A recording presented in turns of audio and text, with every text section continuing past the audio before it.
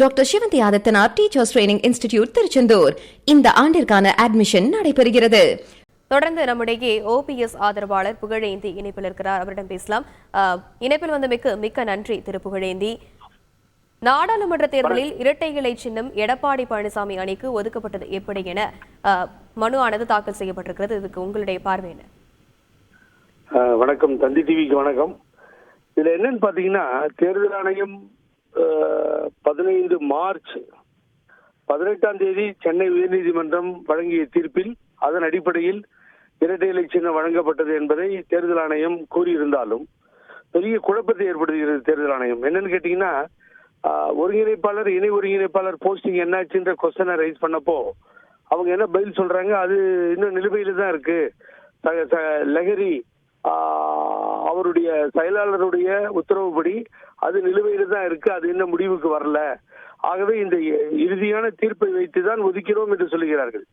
ஆனால் சென்னை உயர்நீதிமன்றம் எங்கேயும் தேர்தல் ஆணையத்திற்கு உத்தரவிடவில்லை. அதுல பாத்தீங்கன்னா 15 மார்ச் இந்த வருடம் 15 மார்ச் டெல்லி உயர்நீதிமன்றத்தில் நான் தொடுத்த வழக்கில் உயர்நீதிமன்றம் தேர்தல் ஆணையத்திற்கு நேரடியாகவே பரிசீலித்து மனுவை பெற்று நடவடிக்கை எடுக்க சொல்லி இருக்கிறது. ஆனால் அதை நிராகரித்து விட்டார்களா இல்லையா, ஏற்றுக்கொண்டார்களா தெரியாது. ஆனால் இவர்கள் இரட்டை இலையை கொடுத்ததற்கு காரணம் சென்னை உயர்நீதிமன்றத்தை காட்டுகிறார்கள். ஆனால் அதே நேரத்தில் உச்ச நீதிமன்றம் மிக தெளிவாக சொல்லியிருக்கிறது, பிரதான வழக்கு ஒன்றை கருத்தில் கொள்ள வேண்டும், அதை கருத்தில் கொண்டுதான் எந்த முடிவையும் எட்ட வேண்டும் என்று சொல்லியிருக்கிறது. இந்த சூழ்நிலையெல்லாம் பார்க்கும் பொழுது தேர்தல் ஆணையம் மிகப்பெரிய குழப்பத்தில் இந்த முடிவை எடுத்திருப்பதை மாத்திரமே நன்கு அறிகிறேன். இதுக்குதான் சென்னை உயர்நீதிமன்றம் தொடர்ந்து எகென்ஸ்டா ஒருங்கிணைப்பாளர் ஓபிஎஸ்க்கு எதிராக தீர்ப்புகளை வழங்கிய பொழுது இந்த வழக்கை நடத்த வேண்டாம் என்று சொன்னவர்களில் நானும் ஒருவன். ஆகவே இந்த வழக்கை நடத்துவதன் மூலம் அது எதிர்ப்பாக போய் முடியும் என்பதை பல வழக்கறிஞர்களும் நானும் சொல்லியும் கேட்காமல் இந்த வழக்கை நடத்தி இப்படி ஒரு தீர்ப்பை பெற்று அந்த தீர்ப்பு எடப்பாடி அணிக்கு சாதகமாக இரட்டை இலை வழங்க காரணமாகிவிட்டது என்பதுதான் இன்றைய தினம் இந்த தேர்தல் ஆணையம் கொடுத்திருக்கின்ற ஆர்டிஐ மூலம் நாம் தெரிந்து கொள்ள முடிகிறது, தகவல் உரிமை சட்டப்படி தெரிந்து கொள்ள முடிகிறது. ஆகவே தேர்தல் ஆணையம் தவறு செய்ததாகவே நான் கருதுகிறேன். இதை எதிர்த்து வழக்கு மன்றத்திற்கு போவதற்கும் தயாராக இருக்கிறோம். ஆகவே தேர்தல் ஆணையம் ஒரு குழப்பத்தில் முடிவு செய்திருக்கிறது, சரியான முடிவு அல்ல. இது பல தலைவர்கள் தேர்தல் ஆணையம் தவறாக நடக்கிறது என்பதை சொல்லி இருப்பதற்கு இது முன்னுதாரணமாக அமைந்திருக்கிறது என்பதை இந்த நேரத்தில் நான் தெளிவுபடுத்த விரும்புகிறேன். விரிவான விவரங்களை பகிர்ந்தமைக்கு நன்றி புகழேந்தி.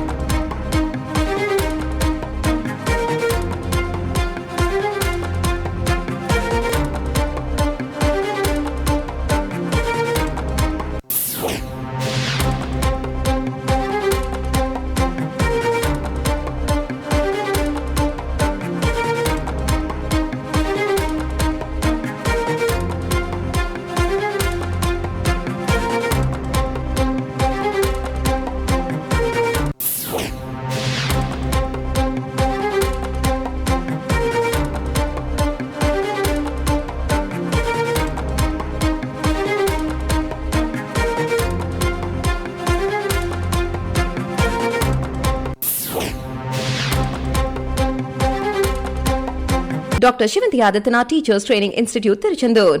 அட்மிஷன் என்கொயரிக்கு கீழே உள்ள லிங்கை கிளிக் செய்யவும்.